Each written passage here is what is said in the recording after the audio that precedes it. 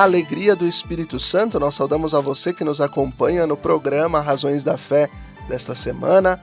Saudamos a você que nos acompanha no primeiro horário de exibição na Rádio Miriam Caravaggio, nas quartas-feiras, das 8 às 9 da noite, nas redes sociais, YouTube e Facebook da Diocese de Caxias do Sul, também na estreia nesse mesmo horário. Você que acompanha na reprise na Rádio Miriam Caravaggio aos domingos, das 7 às 8 da manhã, depois das 10 às 11 da noite. No Spotify da Rádio Miriam Caravaggio, sempre aos domingos a partir das 9 horas da manhã. E também na TV Serra, canal 526 da NET, nas segundas e terças-feiras. E também na Rádio Amar e Servir, da província dos Jesuítas do Brasil. Nós te convidamos a se inscrever no canal da Diocese de Caxias do Sul no YouTube. Basta procurar por Diocese de Caxias, ativar o sininho para receber todas as notificações e tudo aquilo que publicamos a cada semana, inclusive o Razões da Fé.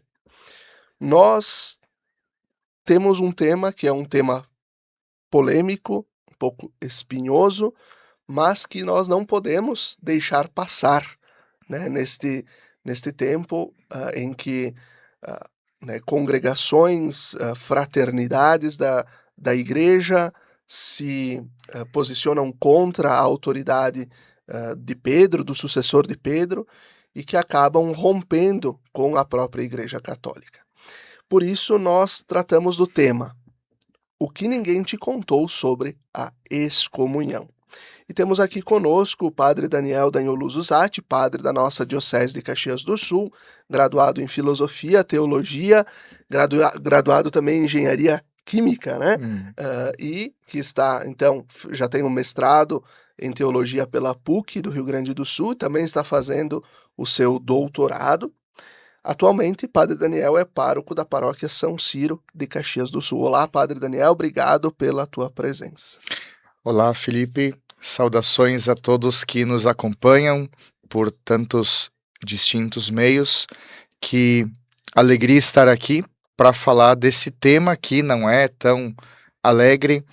E parabéns, Felipe, por organizar um programa que transcende um caso específico e quer esclarecer de maneira mais ampla esse tema que é dolorido, mas que também, na sua justa compreensão, nos auxilia a entender quem é a nossa mãe igreja e por que existe também esse tipo de ferramentas, né, em vista da nossa conversão.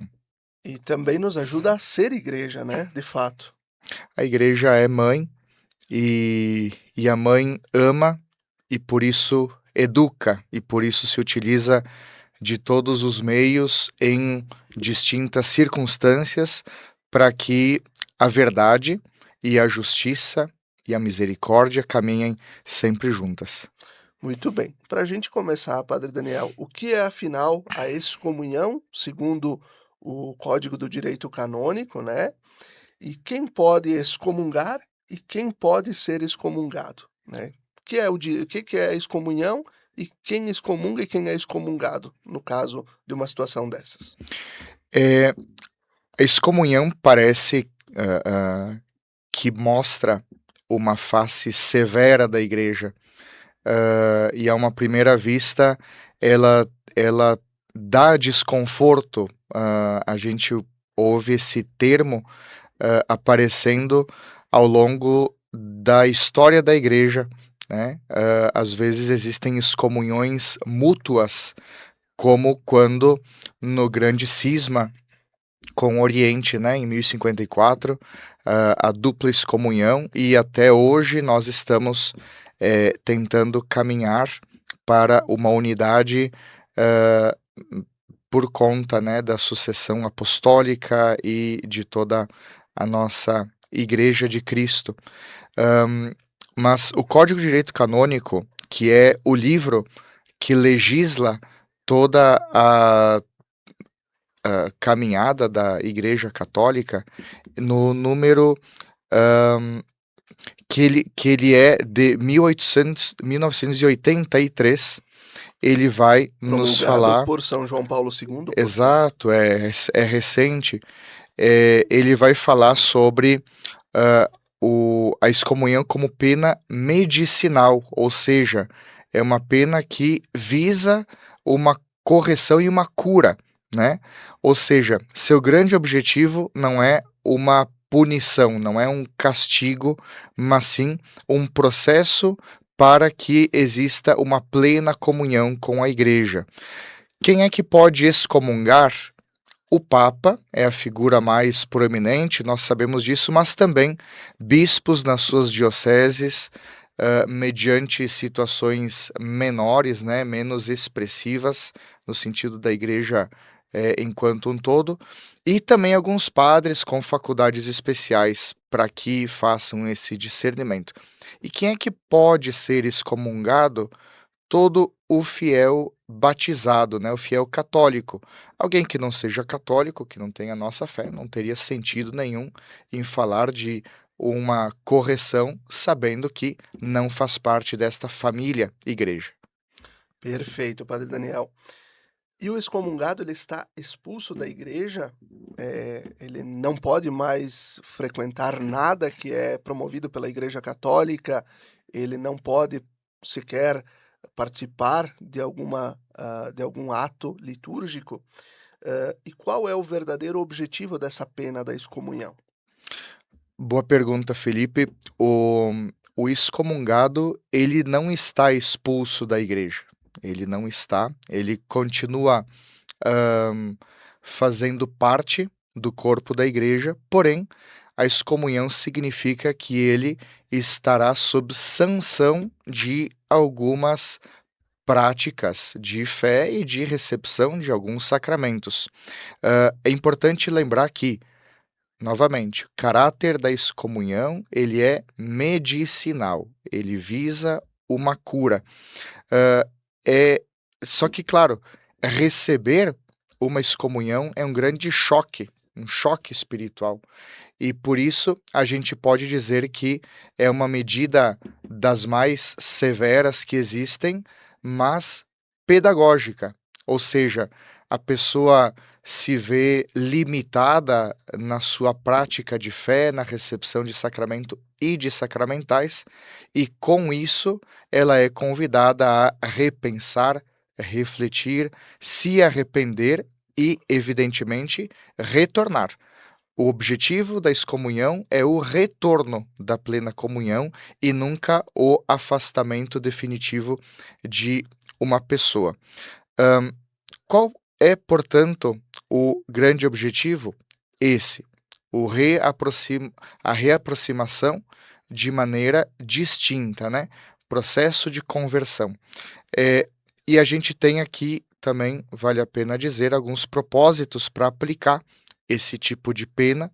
Se listam normalmente 3 grandes propósitos, que é a correção do infrator, né, ou seja, o efeito medicinal, a proteção da comunidade, ou seja, a comunidade de fé, quando alguém, por exemplo, propaga algum erro doutrinal, algumas pessoas mais ingênuas, menos instruídas, ludibriadas, pelo, talvez, estilo, mais sedutor daquele que está falando, podem ser enganadas. Então, a proteção da comunidade é algo, importante e, ao mesmo tempo, o terceiro ponto, a reparação do escândalo, ou seja, uma comunidade que já foi ferida por conta desses desvios de fé, ela precisa ter certeza a respeito do que estava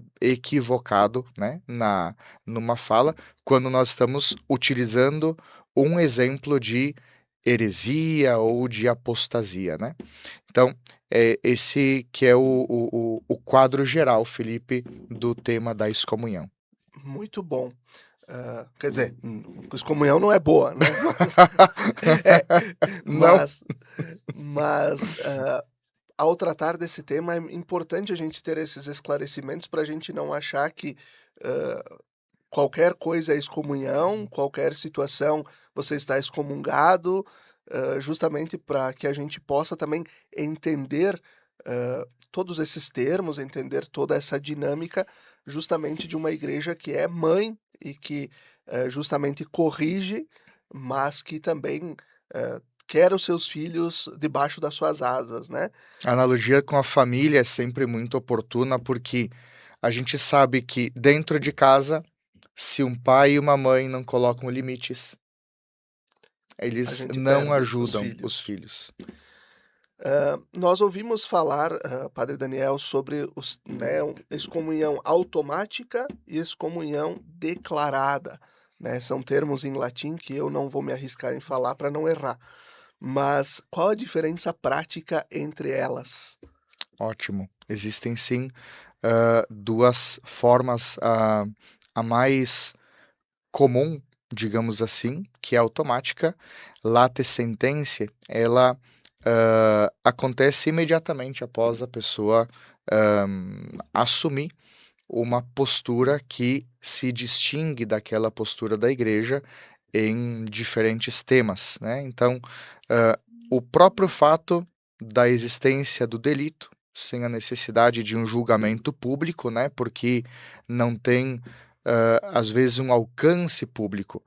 Existem formas de apostasia, de heresia, alguns pecados graves que afastam a pessoa da vida de fé e automaticamente ela está excomungada, ou seja, fora da comunhão.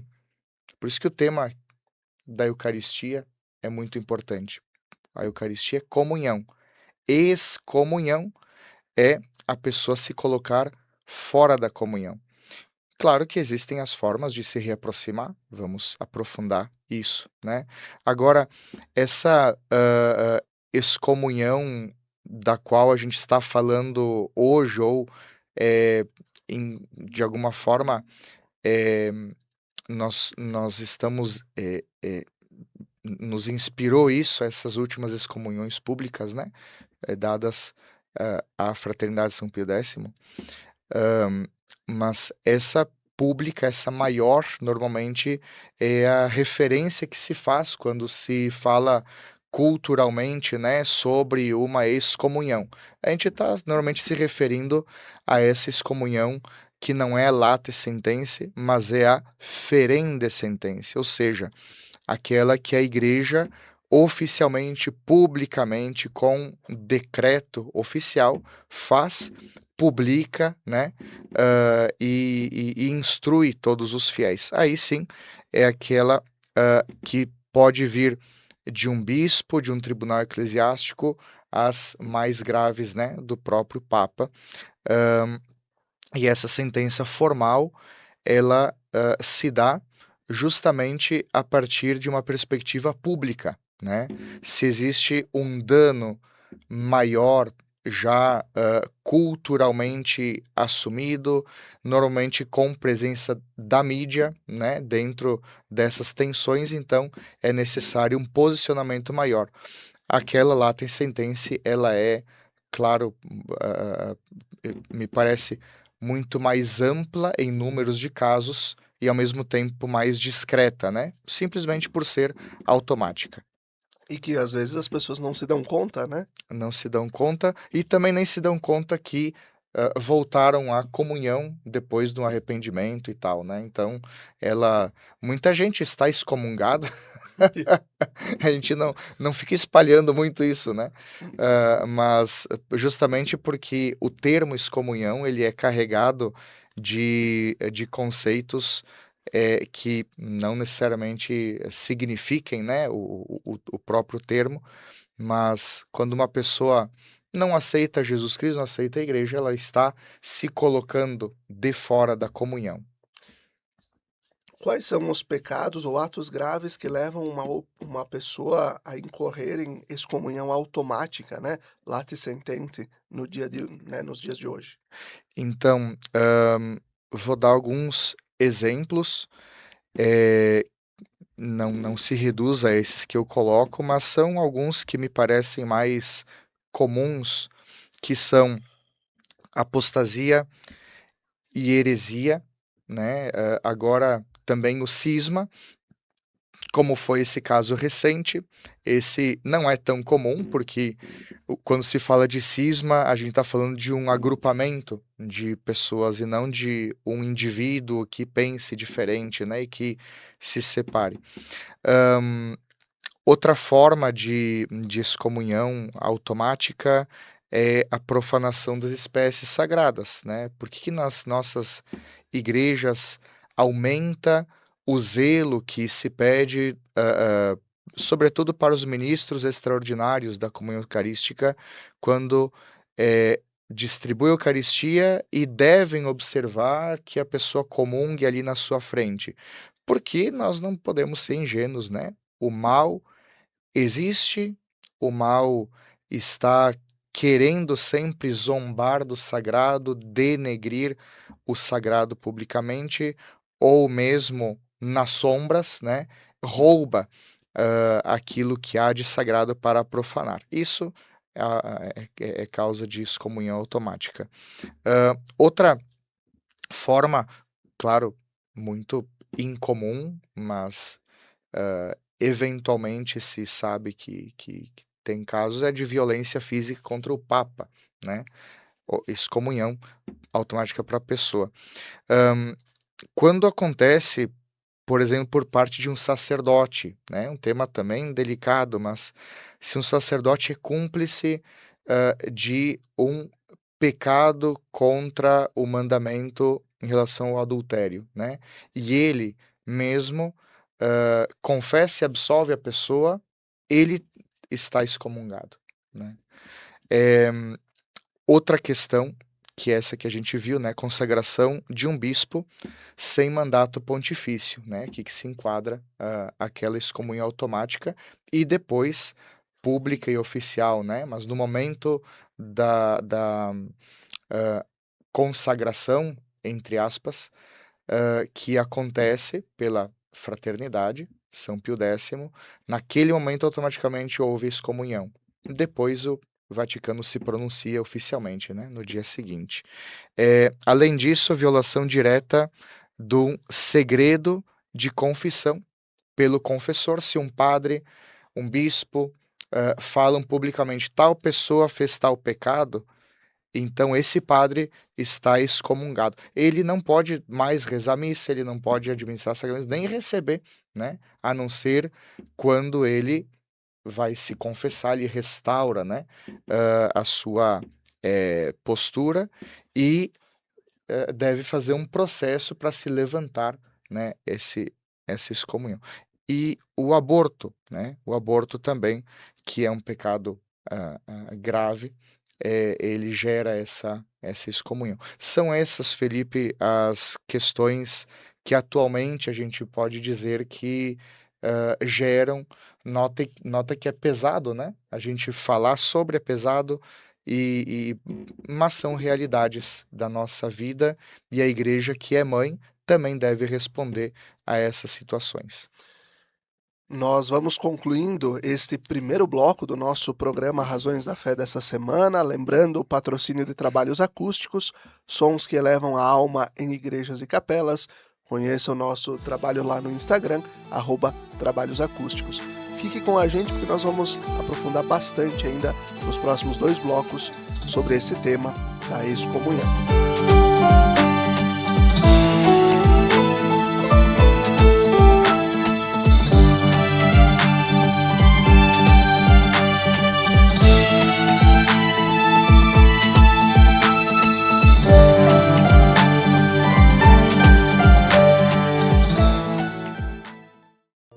Lembrai-vos, ó Puríssima Virgem Maria, que jamais se tem ouvido que deixasseis de socorrer e consolar a quem vos invocou, implorando a vossa proteção e assistência. Assim, pois, animado com igual confiança, como a Mãe Amantíssima, ó Virgem das Virgens, a vós recorro, de vós me valho, gemendo sob o peso de meus pecados, humildemente me prostro a vossos pés. Não rejeiteis as minhas súplicas, ó Virgem de Caravaggio, mas dignai-vos de as ouvir propícia e de me alcançar a graça que vos peço. Amém.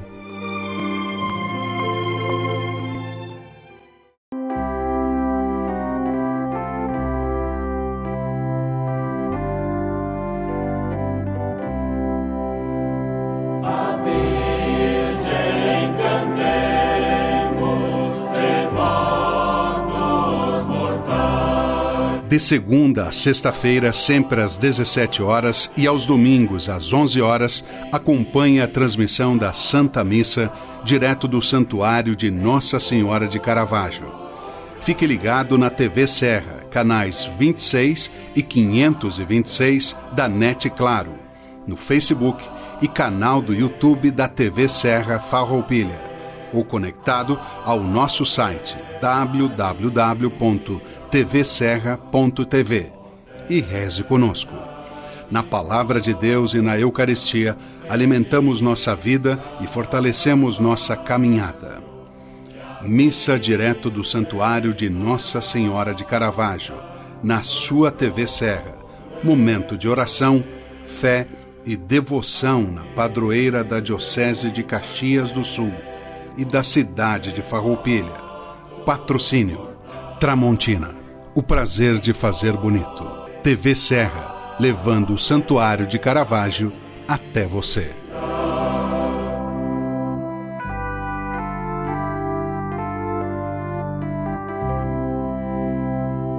De todos os lugares, Mãe de Caravaggio,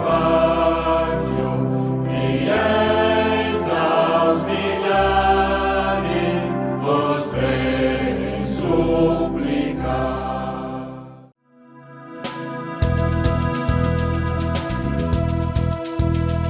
Ter um seguro é tudo, é proteção e tranquilidade. Seguro residencial, de automóveis, seguro de vida, empresarial, rural, seguro responsabilidade civil e seguro de fiança locatícia. A Borfar Seguros é especialista em toda a linha de seguros. Uma equipe altamente qualificada lhe orienta da melhor forma para que você proteja o seu patrimônio.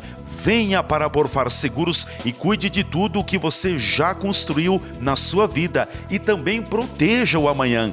Borfar, para ser livre, é preciso estar seguro. Avenida Júlio de Cacilhos, 1325 Centro, fone 2628-2200, WhatsApp 549-9146-9446. Siga nossas redes sociais e acompanhe dicas e informações. Acesse aí o Facebook e o Instagram da Borfar Seguros e confira.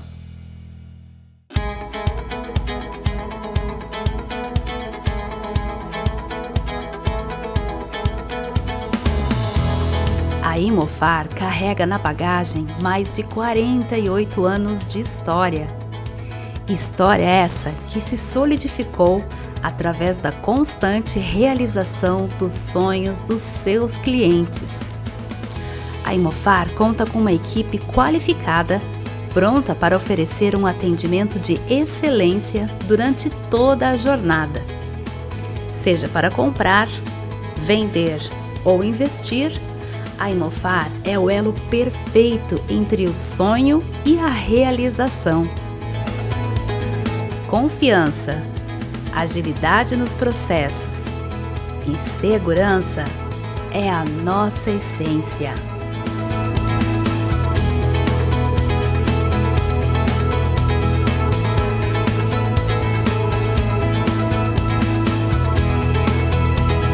Venha nos visitar ou acesse nosso site e explore todas as oportunidades.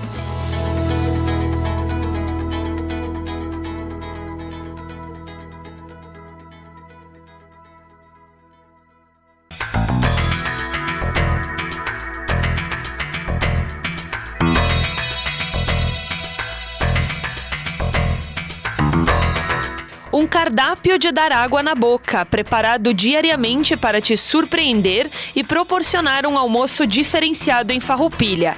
Dezenas de pratos quentes, saladas, grelhados e sobremesas.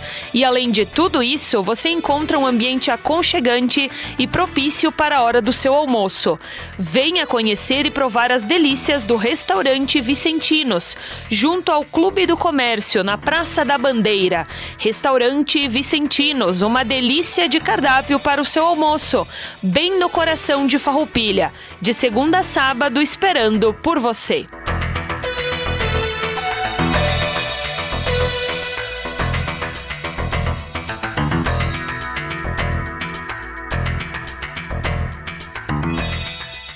Seja bem-vindo à Rosler Diagnósticos por Imagem. É um prazer atendê-lo. Aqui é uma das salas de ultrassom dedicada à saúde da mulher.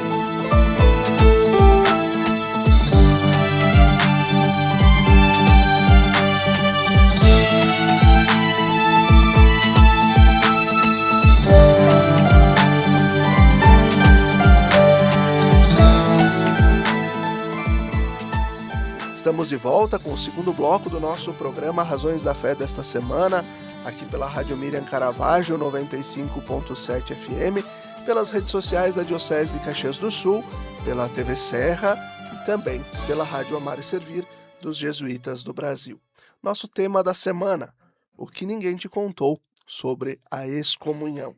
E o nosso convidado é o padre Daniel Danioluso Zatti, que está concluindo, o seu doutorado em teologia. Padre Daniel, uma das principais consequências da excomunhão é a proibição de fato de receber a Eucaristia. Por que a Igreja priva o fiel do acesso à comunhão nesses casos? Essa é uma pergunta importante, porque toca bem no centro do conceito de Eucaristia. Nós falamos sobre comunhão eucarística quando falamos sobre a experiência fundamental e também o cume da nossa experiência cristã.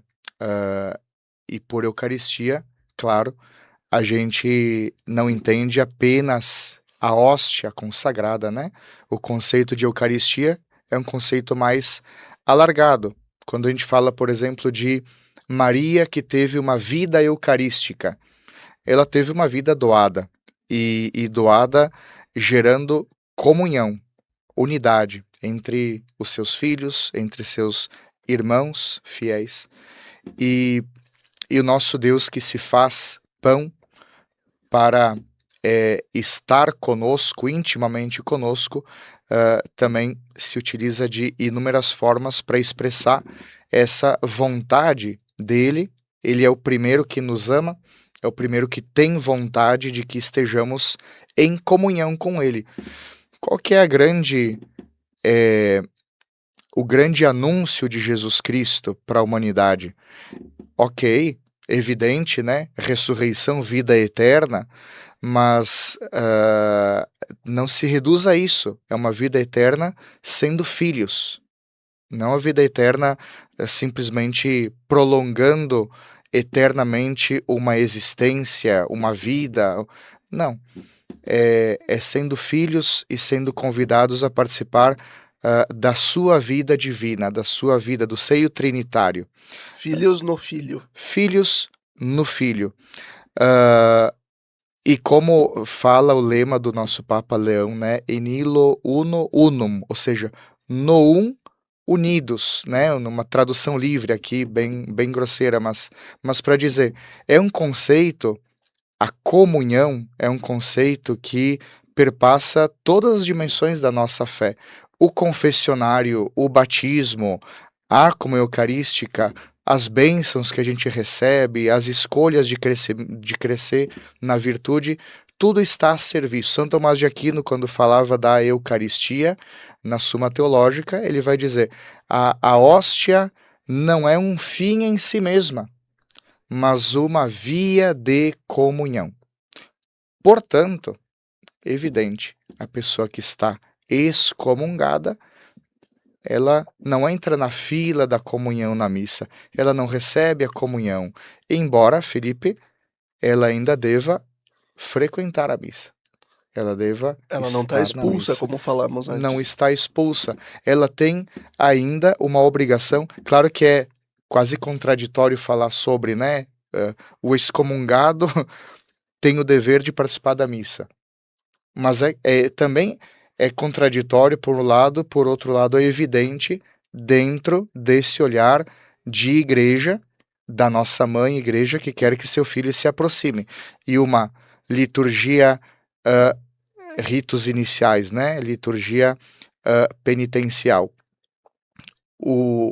A oração ou canto de glória, a liturgia da palavra, a explicação da liturgia da palavra, elas estão a serviço da comunhão, da conversão, no caso do excomungado, para que ele possa, esse é o grande desejo da igreja, possa retornar para casa, como o filho pródigo volta para o seu lar e o pai corre até ele, né? A misericórdia, ela corre mais rápido do que a pessoa arrependida.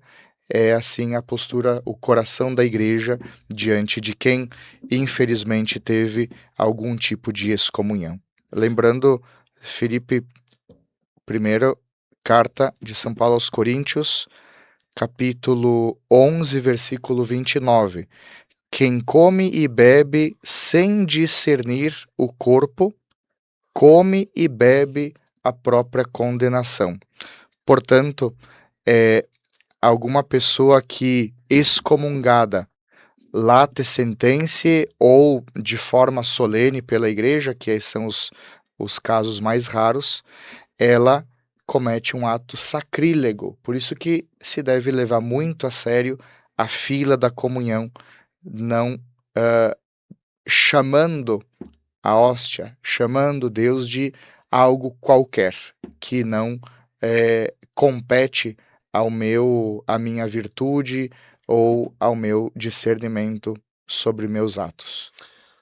Além de não poder comungar, quais outros sacramentos ou funções dentro da comunidade de fé ficam suspensos para quem está excomungado? Então, isso é regulado no cânone do Código de Direito Canônico 1331, que ele dá diversas restrições, todas elas pedagógicas, né? Mas o primeiro é comungar.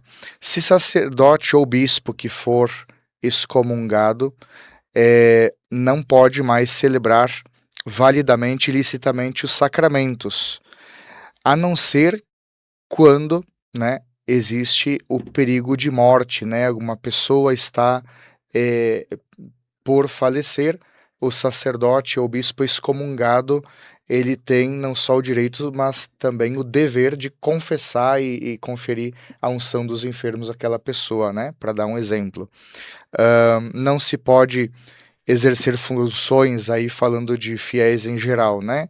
Como leitor instituído, acólito instituído, não pode mais exercer ofício de missa extraordinário da comunhão eucarística ou das exéquias, não pode ser padrinho de batismo, de crisma, né? Não se pode desempenhar ministérios litúrgicos enquanto não perder esta censura da excomunhão. E também existem restrições de governo, e aí a gente vai falar sobretudo da hierarquia da igreja, né? Quando é um caso de um bispo excomungado, de um padre, etc. Então, ou diácono, né? Não pode governar uma paróquia, nem exercer funções judiciais em tribunais eclesiásticos, nem participar validamente de certos atos administrativos e nem desempenhar ofícios para os quais a plena comunhão é um requisito, falando de maneira geral. Se uma pessoa excomungada decide ir à missa e comunga mesmo assim, o que acontece tanto do ponto de vista teológico, mas quanto espiritual, se a gente puder falar sobre isso? Claro. No mesmo cânon 1331, a gente vai ouvir a resposta sobre isso. A pessoa, em primeiro lugar,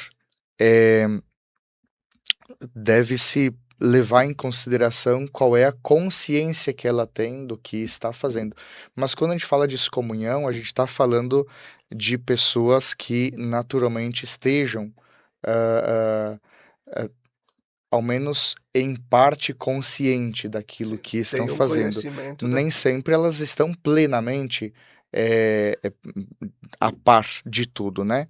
Então, nesse caso, é importante a distinção entre a validade da recepção do sacramento e a licitude dessa recepção. Ou seja, quando ela comunga do corpo de Cristo, o corpo de Cristo de fato está ali com ela, deixou de ser? Não deixa de ser. A gente pode dizer, comungou o corpo de Cristo quando recebeu a Eucaristia, mastigou a Eucaristia, engoliu a Eucaristia, ok. Mas uma outra coisa são os efeitos do sacramento da Eucaristia. E para que se receba os frutos desse sacramento, de qualquer sacramento, é importante, é imprescindível uma participação da pessoa nas suas escolhas, na sua vida moral, no seu uso reto ou não da sua liberdade. Ou seja, a Eucaristia ela não é um objeto mágico, embora ela tenha sim a maior força do mundo, né? Porque é o próprio Deus que está ali, mas como está a serviço da nossa comunhão, como está para nos servir, então exige participação. Não basta por si só. E, ao contrário do que eventualmente fazer um bem, pode fazer ainda um mal muito grande. Porque, como comentamos já, se a pessoa decide cometer um ato de sacrilégio, então ela se afasta ainda mais de Deus. Mesmo estando fora da comunhão, pode-se dar passos em direção a uma maior gravidade daquilo que é para ser a sua relação com Deus, né? Então, a gente pode falar que sim, existe uma presença sacramental objetiva na pessoa, né? Estamos aqui falando do ponto de vista espiritual, porém, enquanto fruto da graça sacramental, a pessoa, além de não ter o fruto da comunhão, ela pode colher aqui o fruto da sua condenação, como nos diz São Paulo, né? Na carta aos Coríntios. Tem uma oração que o próprio padre faz, daquelas que estão em vermelho no missal, né? Que esta comunhão não sirva para a minha condenação, algo nesse sentido, né? Exatamente. Que não seja para a minha condenação, mas que, enfim, me una ao mistério pascal de Cristo, né? Que é a união do corpo e o sangue do Filho. Essa é uma oração que se faz quando o padre fraciona a Eucaristia, a hóstia, né, consagrada, e a deposita no cálice. A gente reza ao nosso Deus que a união do corpo e sangue de Cristo, né, ou seja, do seu sacrifício que gera ressurreição, né, que gera vida eterna, seja para nós causa de vida eterna.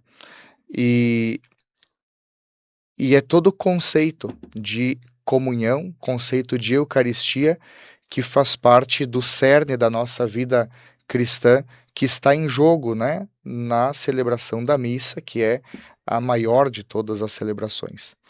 O Padre Daniel já comentou, mas vamos aprofundar um pouquinho mais. Existe alguma situação excepcional, como o perigo de morte, em que estas proibições da excomunhão deixam de valer para que a pessoa receba os sacramentos de cura, né, sobretudo no fim da vida? Sim. Essa situação excepcional, eu acho que quem está nos acompanhando, né, nessa linha de raciocínio sobre o porquê da excomunhão e o que ela é, vai entender que a gente facilite ao máximo ao longo da vida da pessoa que ela se reconcilie, que ela seja restabelecida na plena comunhão com a Igreja. Por isso, é importante lembrar um princípio do Código de Direito Canônico, né? Ou seja, qual que é o grande princípio que rege todas as leis canônicas da Igreja, que são paralelas ao nosso Código de Direito Civil, né? Para o nosso ouvinte entender bem. A Igreja tem um Código de Direito Canônico, e a grande regra por detrás de todas as outras é essa: salus animarum suprema lex, em latim, e em português, a salvação das almas é sempre a lei suprema da Igreja. Tudo concorre para a salvação, nunca é castigo, é condenação à morte eterna por ira. Tudo que tiver fermento de maldade não entra na legislação da nossa Igreja, e essa legislação, também é importante dizer, ela não caiu do céu pronta, né? Ela foi discernida ao longo dos séculos e, claro que caiu do céu de alguma forma, mas não veio já tudo escrito, né? Veio com a nossa linguagem, com o desenvolvimento da nossa compreensão sobre qual é a vontade, quais são os meios de Deus. E é por isso, Felipe, que no cânone 976 se fala que qualquer sacerdote, mesmo privado da faculdade de confessar, de absolver válida ilicitamente de qualquer censura e pecado, qualquer penitente em perigo de morte deve ser absolvido. Ou seja, o sacerdote que está excomungado, mas que continua sendo um fiel batizado, continua tendo sido um fiel crismado, sendo um fiel que tem o sacramento da ordem no primeiro e no segundo grau, ele tem consigo a possibilidade, o poder de absolver. Então, em perigo de morte, ele não só pode, como deve, né, repetindo, conferir o sacramento da reconciliação. Se a pessoa está por morrer, então, aí existem detalhes, né? Ao menos em algum grau, ou se deve ter algum elemento de que presumivelmente a pessoa esteja arrependida, né? Então ele pode conferir a absolvição e também a unção dos enfermos, né? É isso que acontece, porque é, de alguma forma, para aquela pessoa enfim, um último momento de ser recebida a partir das nossas forças recebidas por Deus na vida eterna. Fica essa frase desse segundo bloco: a salvação das almas é a lei suprema da Igreja. Nós vamos concluindo esse segundo bloco, lembrando o patrocínio de Trabalhos Acústicos, sons que elevam a alma em igrejas e capelas. Conheça o nosso trabalho no Instagram, @Trabalhos Acústicos. Fique com a gente, até daqui a pouquinho.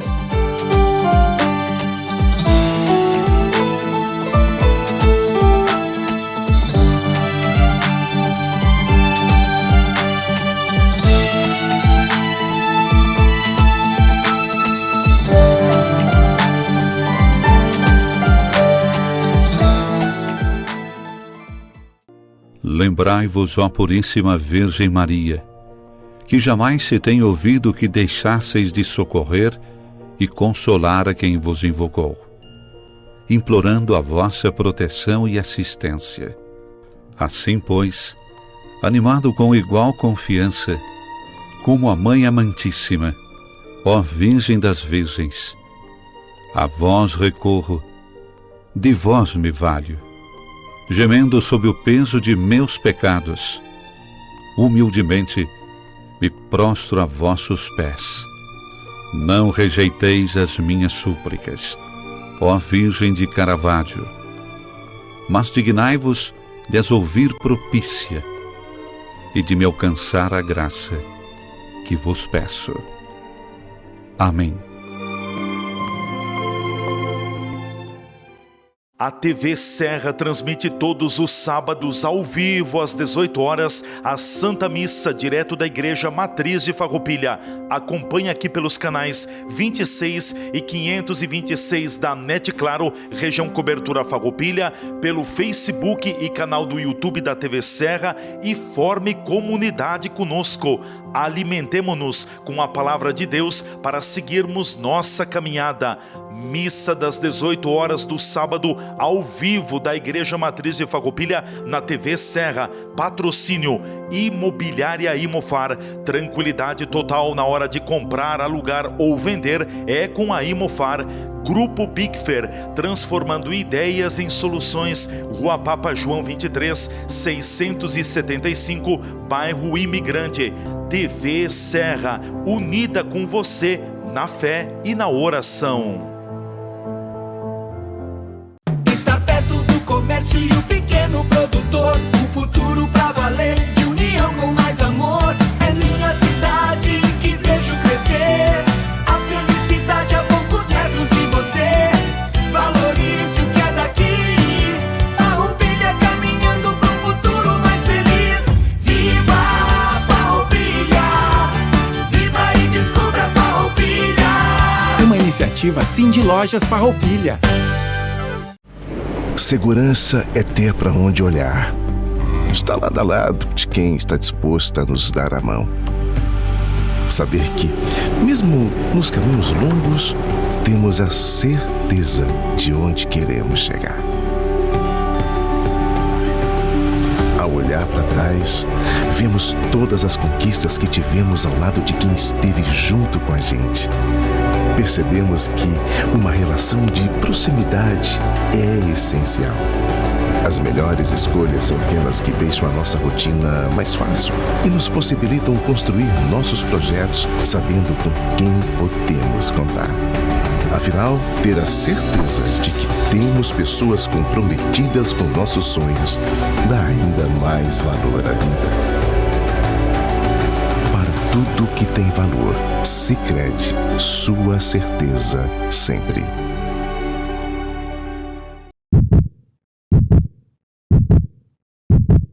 Um coração que nunca deixou de pulsar. Desde 1934, ele bate no centro de Farroupilha para conectar vidas. Vidas confiadas a nós e tratadas com todo cuidado, carinho e atenção. O Hospital São Carlos se consolida hoje como uma das principais instituições de saúde da Serra Gaúcha. Oferece atendimento especializado com o que há de mais moderno em tecnologia. Mas, para nós, o que mais importa é que você se sinta bem enquanto estiver conosco. Tudo faz parte de uma grande engrenagem, que começa com um acolhedor sorriso na recepção e segue com uma hotelaria eficiente. Na outra ponta, a segurança dos nossos pacientes. A qualificação da equipe é constante, com cursos e palestras, formações fundamentais para operar nosso moderno parque tecnológico. Equipamentos utilizados nos mais diversos procedimentos, especialmente em traumato-ortopedia, para o qual somos referência para 34 municípios gaúchos. Com o objetivo de prestar atendimento de excelência, criamos o Centro de AVC e investimos na modernização da unidade de tratamento intensivo, reconhecida por 3 anos consecutivos com o selo de UTI eficiente. E para proporcionar uma assistência global, O nosso centro de especialidades oferece atendimento em mais de 20 áreas médicas para planos de saúde, SUS e particulares. Somos também uma instituição que trabalha para ser econômica e financeiramente viável. As ações vão desde a captação da água da chuva, passando pela instalação de placas solares, até chegar aos investimentos necessários para aumentar a eficiência dos processos. Hoje, o São Carlos atende diversos convênios, buscando contemplar toda a comunidade com um serviço de saúde humanizado, onde o paciente é o nosso maior bem. Um coração que segue pulsando a cada nova vida que nasce na nossa instituição. Hospital São Carlos. Vida que pulsa. Mercado e Assados Bianchi, sempre a melhor opção para suas compras diárias. Açougue, padaria, verduras, frutas e tudo o que você precisa para a sua casa. Aos finais de semana, faça sua encomenda de frango assado com a opção de massa e maionese. Temos ainda carnes assadas como costela e matambre. O melhor frango assado da cidade você encontra no Mercado e Assados Bianchi, Rua Independência 291, bairro São Luís, fone 3261-3506. É de dar água na boca de tão delicioso que é.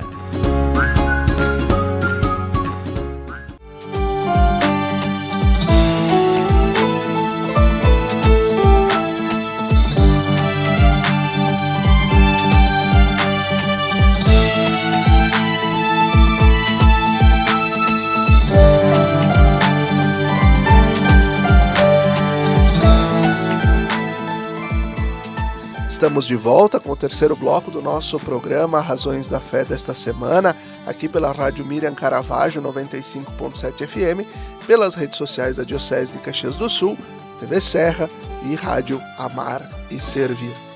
Nós estamos tratando de um tema um pouco polêmico, espinhoso, mas que a gente não pode deixar também perder este tema nessas semanas em que também se percebeu justamente públicas estas excomunhões voltadas à fraternidade sacerdotal São Pio X. Então, o nosso tema de hoje, o que ninguém te contou sobre a excomunhão.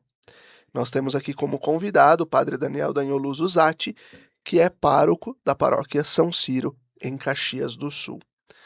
Padre Daniel, entrando nesse tema que foi marcante lá na década de 80, mas também agora nesses últimos dias, né?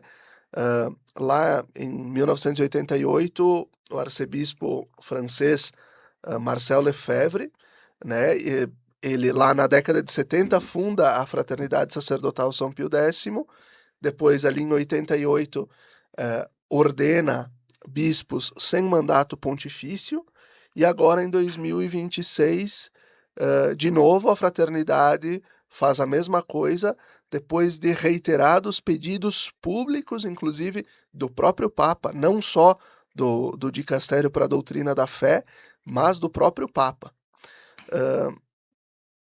O que aconteceu e por que a gente, né, por que aconteceu isso?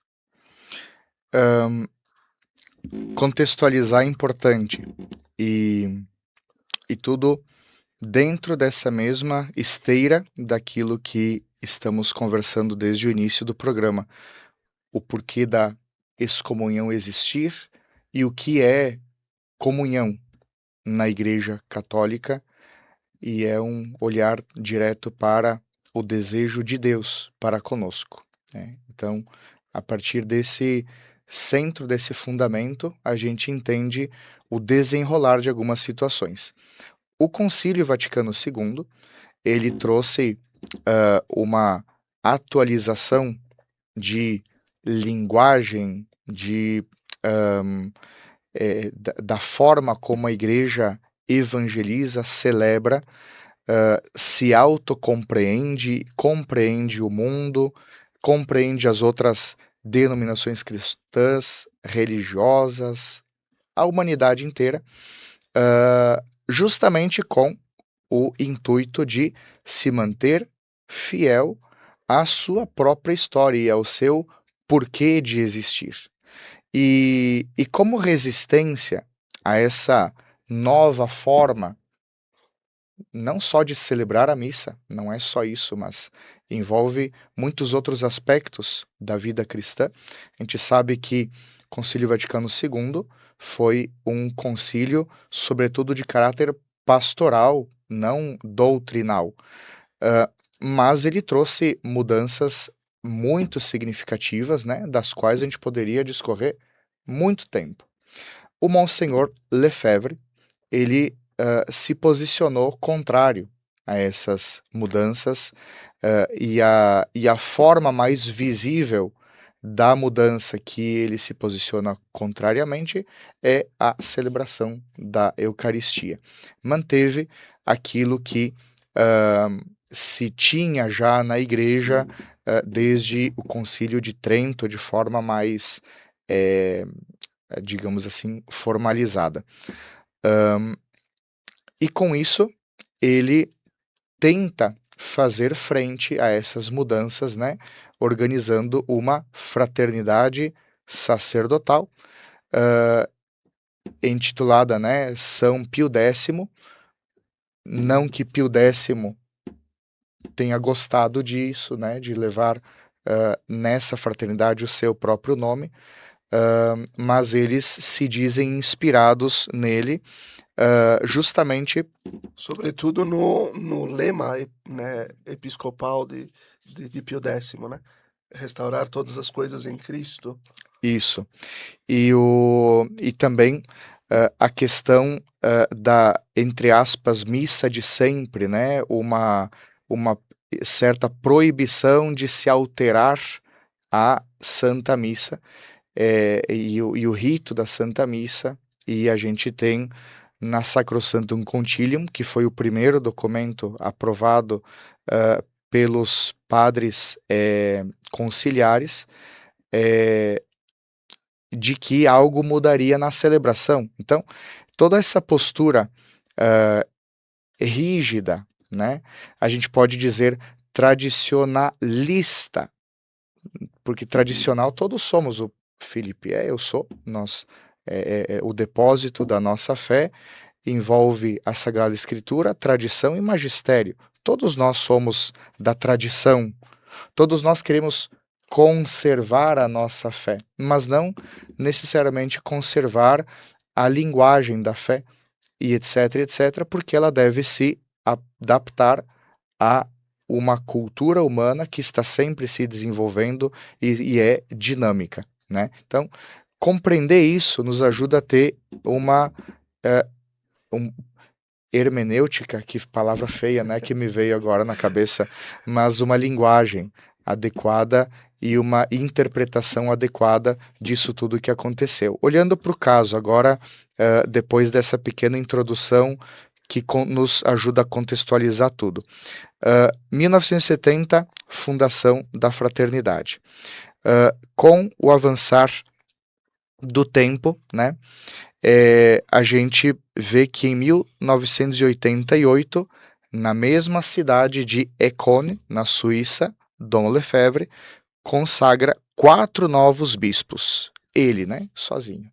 A gente sabe que para ordenar um bispo precisa de outros 3 bispos, né, um ordenante principal e outros 2. E o Papa João Paulo II, no dia seguinte, então,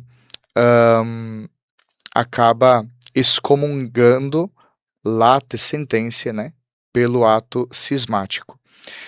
Anos mais tarde, aqui que tem um detalhe, Felipe, por isso que eu comentei de todo aquele contexto antes de adentrar no assunto.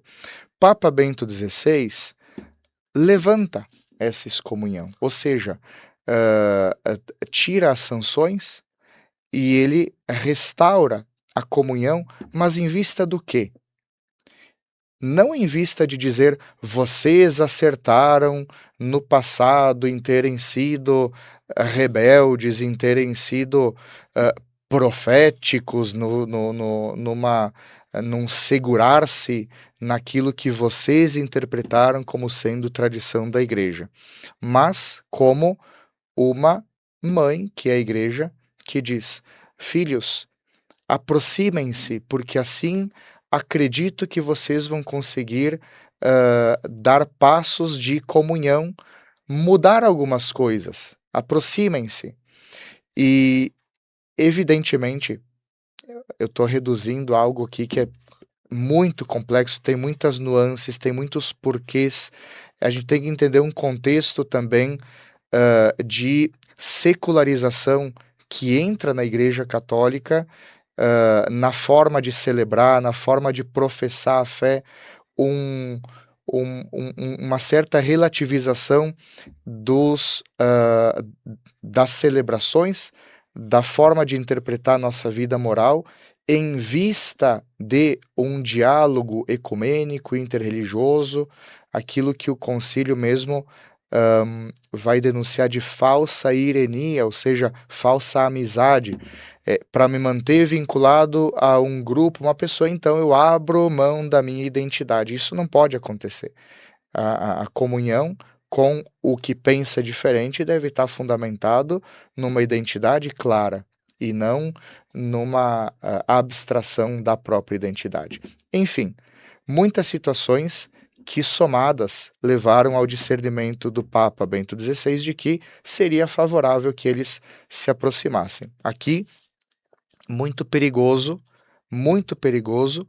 cair no juízo temerário do que o Papa Bento XVI teria feito. Não dá para dizer isso. Ele não aprovava a postura rebelde, nada disso. Ele queria muitos podem querer colocar o Papa Bento XVI no meio das cobras, dizendo que de fato não, é o contrário. Ele quis liberar, né? Exatamente, é o contrário. É essa aproximação que visa a unidade como uma mãe que dá uma nova chance, que quer que os filhos todos estejam ao redor da mesa de jantar, né? Mas, infelizmente, a gente não viu o fruto. Foi dada a chance, foi respeitada a liberdade, não veio o fruto e novamente se teve então essa problemática agora no dia 1º de julho de 2026.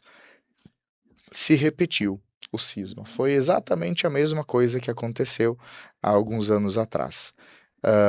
Houve esse avanço numa proibição, né? Quer dizer, e houve, acho que muitos que estão aqui ouvindo, a maioria acompanharam as tentativas do próprio Papa Leão com o tom paternal, entristecido, né? O coração do Papa se entristece por isso e tendo que ouvir, sinceramente, desaforos por parte dos superiores da fraternidade, de muitos membros, depois que ele excomungou, né? Eles já estavam excomungados naturalmente, né? Pelo ato cismático, late sententia, imediatamente, depois se formalizou no dia seguinte. E o tom quase que irônico, dá para perceber na resposta que deram, né? Quer dizer, nós que detemos a verdade, praticamente isso diziam os membros da fraternidade, fomos mais uma vez incompreendidos por aqueles que se acham, né, os detentores da verdadeira doutrina, da ortodoxia, que no caso somos nós, né? No fundo é isso. Mas esperamos que Vossa Santidade, um de seus sucessores, se abra a este consolo. Exatamente, é isso, Felipe, que estão utilizando essa linguagem para ludibriar os fiéis que estão buscando, normalmente de maneira ingênua, uma forma mais piedosa de participar da missa, um pouco mais misteriosa pelo uso do latim, né? Porque, quer dizer, é só estudar latim, não precisa ser a linguagem desconhecida. E muitos escorregam no supersticioso quando buscam ali o seu alimento espiritual e são presas. fáceis. Isso a gente pode dizer com serenidade. E a Igreja Católica, né, já envia novamente, né, mais uma exortação ou explanação de caminhos para membros leigos, sacerdotes, que não queiram continuar nesse grupo cismático, para virem até a mãe, né? Virem até a igreja nas suas dioceses particulares. Quem está excomungado? Só os bispos, os ordenantes, os ordenados, os padres também, aqueles padres da fraternidade também? Um católico pode participar das missas da Fraternidade Sacerdotal São Pio X? Excelente pergunta. Vamos tentar esclarecer tudo isso. Então, hoje são cerca de 700 padres no mundo, né, que fazem parte da fraternidade. A gente sabe que na América Latina ela entra pela Argentina. No Brasil já temos, né, alguns sacerdotes e etc, né? E eles não foram, esses 700 padres não foram excomungados automaticamente, né? Mas eles estão numa situação de cisma, esse que é o termo que se utiliza. O Vaticano determina, então, que os ministros que fazem parte juridicamente dessa fraternidade devem ser considerados ministros cismáticos.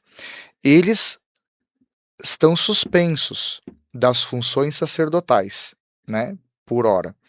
O decreto do Vaticano, que saiu há alguns dias, ele adverte expressamente que os sacramentos celebrados por eles são ilícitos. Ou seja, se um padre for celebrar a Eucaristia, vai estar Jesus ali? Vai estar Jesus na Eucaristia ali. Mas, de forma ilícita, houve essa celebração, né?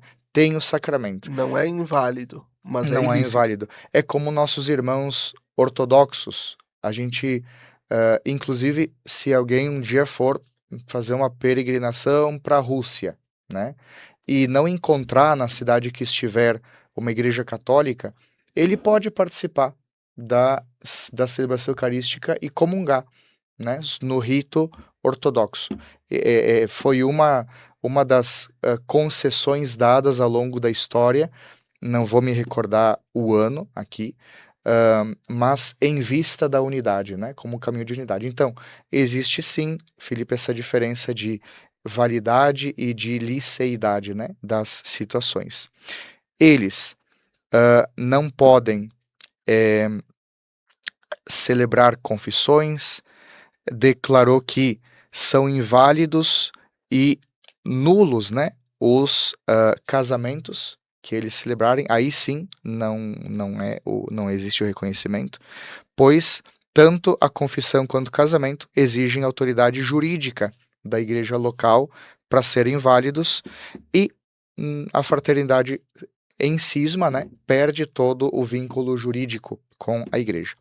Se um padre da fraternidade manifesta adesão formal, pública, total e obstinada ao cisma, aí sim ele entra na categoria de excomungado. Então, antes o padre tem que manifestar isso formalmente, né? Temos aqui 2 cenários importantes para compreender sobre os leigos, né, que fazem parte que frequentam, enfim, essas comunidades. Então, se um leigo ele frequenta a fraternidade porque rejeita o Papa, ele já assumiu que ele rejeita o Papa Leão, então ele, repudiando também o Concílio Vaticano II como falso, considerando que a Igreja Oficial de Roma está errada, ele pratica o crime de cisma. Então, naturalmente, com essa adesão formal ao grupo, a excomunhão é dada, né? Automática. No cenário em que a pessoa não tem uma consciência plena, né? Tá indo porque gosta dos cantos, porque é uma missa diferente, né? E tudo isso. Então, não existindo uma rebeldia contra o Papa e etc., a gente sabe que não são considerados automaticamente excomungados, né? Mas aí faz parte do ser da igreja, né? Oferecer esse apelo formal para que as pessoas deixem de frequentar essas comunidades, né? E estejam em perfeita harmonia com a nossa igreja, né? Esses que são os dois cenários possíveis das situações atuais. Então, os excomungados, a princípio, foram os 4 ordenados. Exato. E os 2 ordenantes. Exatamente. Essas 6 pessoas foram excomungadas. Ao longo do tempo, talvez algum padre desse grupo de aproximadamente 700 que manifesta a continuidade da sua presença ali e publicamente, aí ele é excomungado posteriormente. E os fiéis também que são excomungados são aqueles que rejeitam explicitamente Papa Leão, Concílio Vaticano II e Igreja em geral. Nós vamos já concluindo o nosso programa Razões da Fé desta semana, mas de uma forma mais breve, Padre Daniel. A igreja, como mãe, falamos tanto ao longo do programa sobre a figura materna da igreja, ela oferece caminhos para voltar à comunhão. Qual a importância de a igreja não se fechar? Porque, ao que se parece, a Fraternidade Sacerdotal São Pio X se fecha a acolher aquilo que a igreja pede, aquilo que o Concílio Vaticano II pede, o que o Papa pediu diretamente. Mas a igreja não se fecha a oferecer o perdão. A igreja não só não se fecha, como vai à procura, né? Ela oferece, ela deseja isso, ela trabalha para que o perdão seja dado. Como o pai da parábola do filho pródigo que corre e abraça o filho. O pai faz mais esforço do que o filho, mais esforço para oferecer a misericórdia do que o filho para pedir o perdão. A igreja, por exemplo, nesses casos de excomunhão que a gente tem vivido, ela já ofereceu o protocolo, que é a confissão. A confissão, quando a pessoa está formalmente vinculada à fraternidade, deve buscar o seu bispo local para poder ali ser, enfim, reconciliado, né, com esta diocese e mediante a confissão existe a volta plena da comunhão. É fácil ser batizado, é fácil ser reconciliado. Essa é a mãe igreja. Muito bem. Obrigado, Padre Daniel, por disponibilizar o teu tempo, estar aqui conosco, refletindo e tirando dúvidas que vieram aí, estas, sobretudo desse terceiro bloco, vieram pela caixinha de perguntas que nós colocamos no Instagram da Diocese, justamente também para ter a participação das pessoas. Nós agradecemos a você que nos acompanhou, lembrando aqui o patrocínio de trabalhos acústicos, sons que elevam a alma em igrejas e capelas. Conheça o nosso Instagram, @trabalhosacústicos. Uma abençoada semana. Fique bem.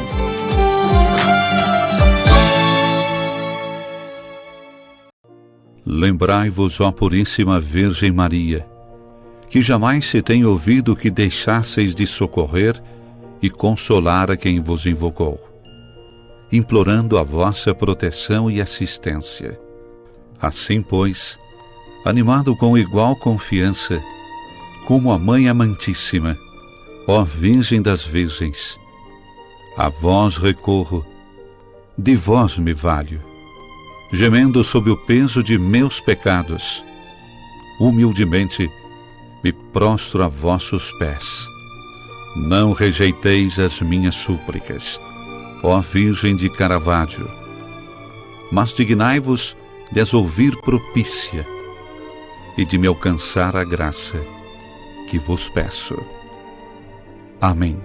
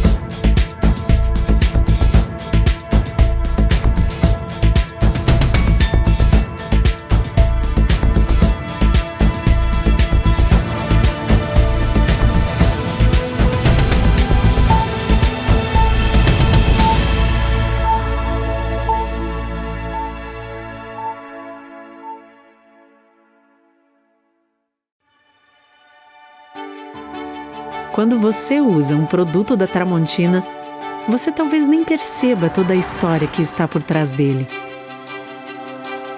Uma história que começou no Brasil em 1911, quando Valentim e Elisa Tramontina abriram uma pequena ferraria na cidade de Carlos Barbosa, interior do Rio Grande do Sul. De lá para cá, a Tramontina cresceu como uma empresa genuinamente brasileira. Hoje, são fábricas espalhadas por diferentes regiões do Brasil. Elas produzem um diversificado portfólio de mais de 22 mil itens. E todos esses produtos são distribuídos por diferentes segmentos. Utilidades domésticas, como facas, panelas, talheres, porcelanas para a sua casa ou o seu negócio, uma linha completa para o seu churrasco.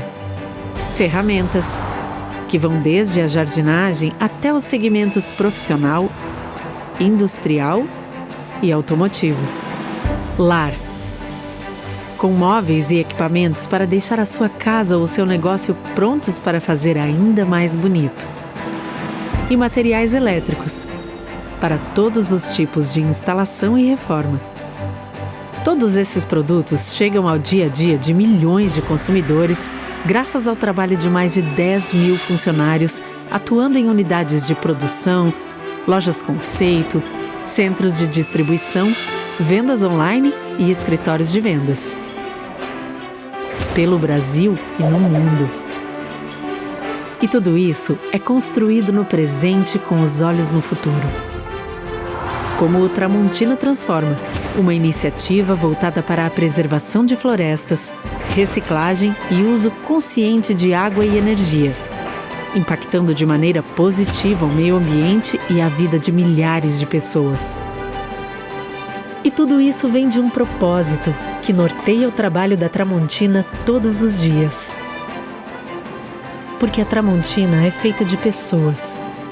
Pessoas como você, que se identifica com os nossos valores e que também preza pelo prazer de fazer bem feito. Tramontina, o prazer de fazer bonito.